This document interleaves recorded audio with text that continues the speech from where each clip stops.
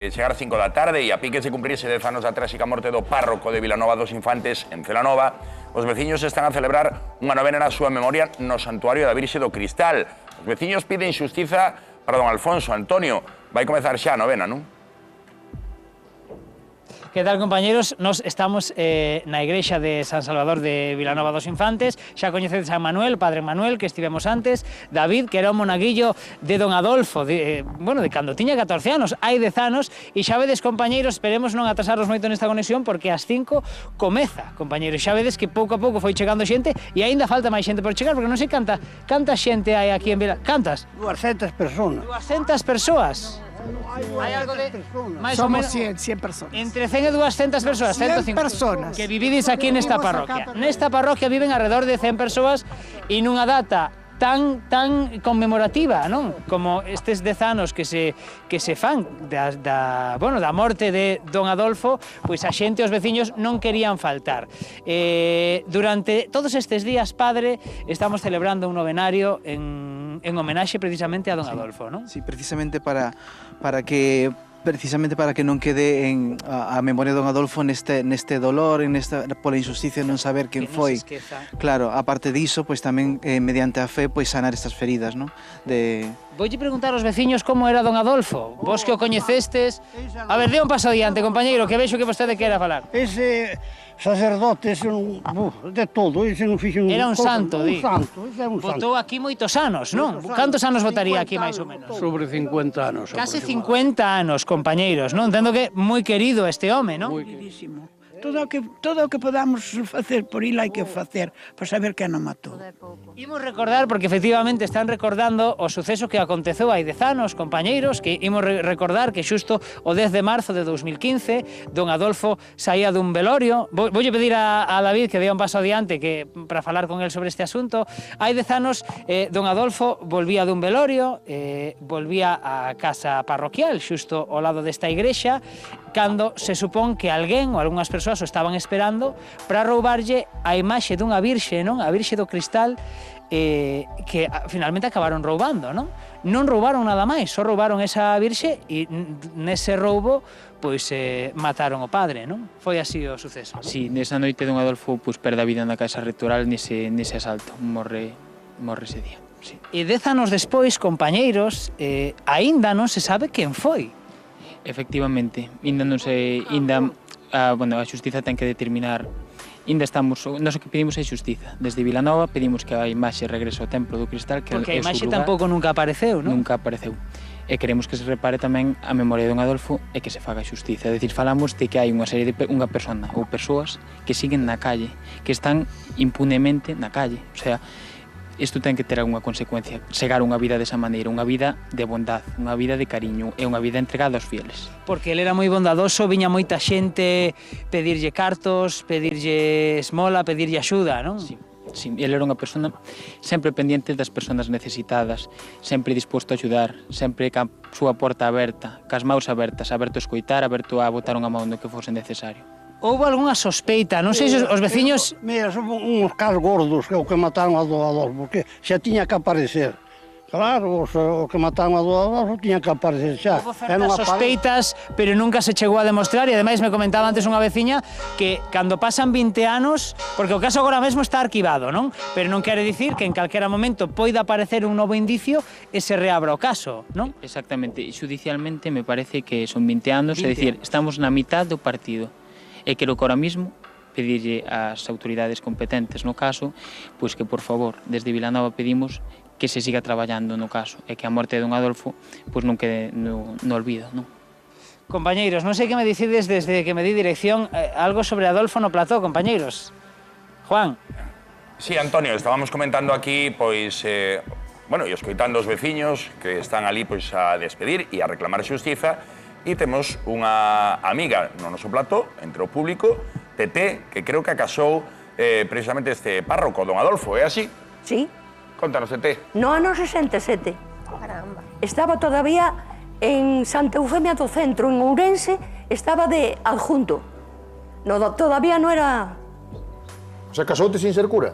Era cura. Era cura. Lo que pasa que no era todavía párroco de Vilanova dos Infantes. O que se chama antes coadjutor era o que axudaba ao crego dese momento. Exactamente. Entón, el despois nombrado párroco. Cura axudante. E como recordas a don Adolfo? E Unha supoño que persona impacta... do millorciño que pode haber no mundo. A todo o mundo axudaba. Era un señor que sempre con unha cara, non lle facía mala cara a nadie, a ninguén. Entendemos que a veciñanza ainda 10 anos despois están absolutamente desolados e piden xustiza porque é un crime sen resolver, ademais. E os meus papás eran de Vilanova dos Infantes. E pasar por diante da casa parroquial ainda me dá congoja. Porque o señor era do millorciño, pos veciños, para todo. Arreglaba yo os sitios aos maiores, facía moitas cousas por o povo.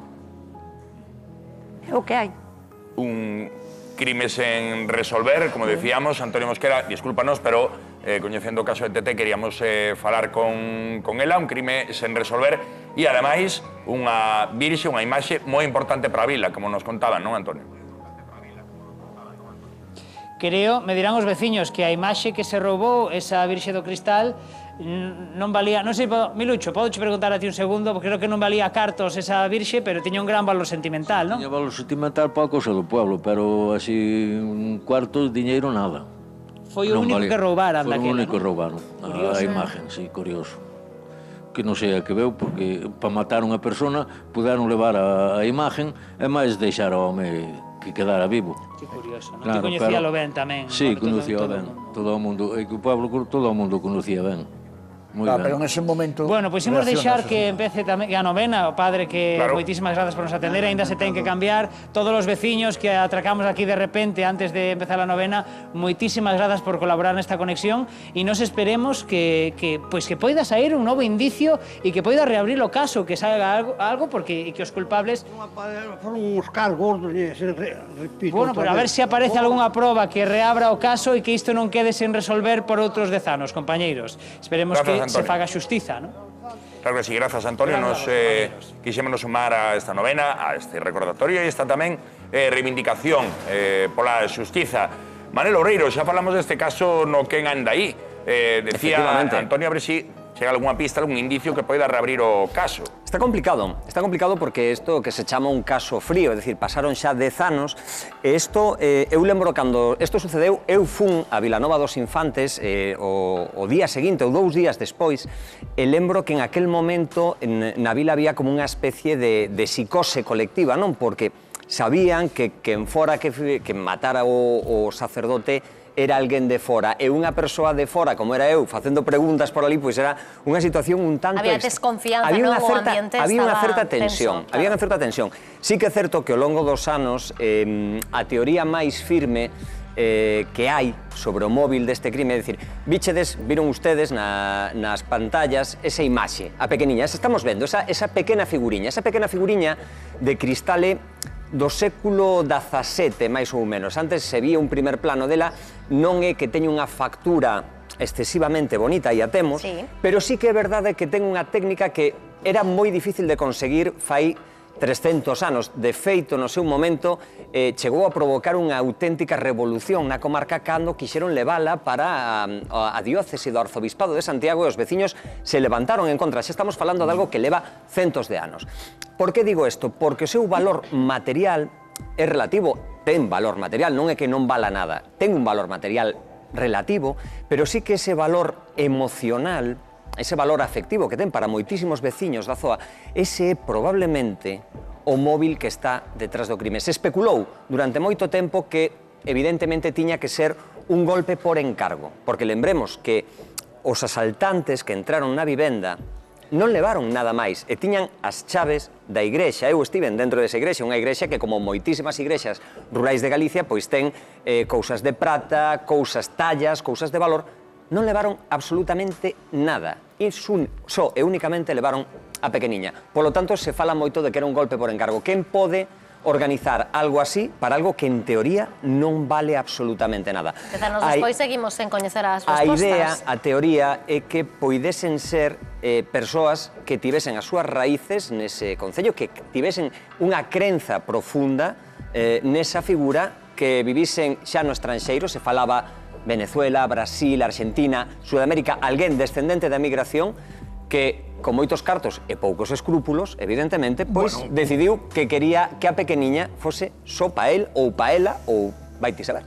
Pois 10 anos despois, aínda seguimos sen ter todas as respostas, o único que sabemos é que, lamentablemente, don Adolfo, que era o custodio personal desta reliquia tan querida, pois pagou coa súa vida a súa protección, así que sumamos a esa homenaxe que lle renden hoxe en Vilanova. Aí se falaba tamén de, non sei se é verdade ou non, pero falaron de droga.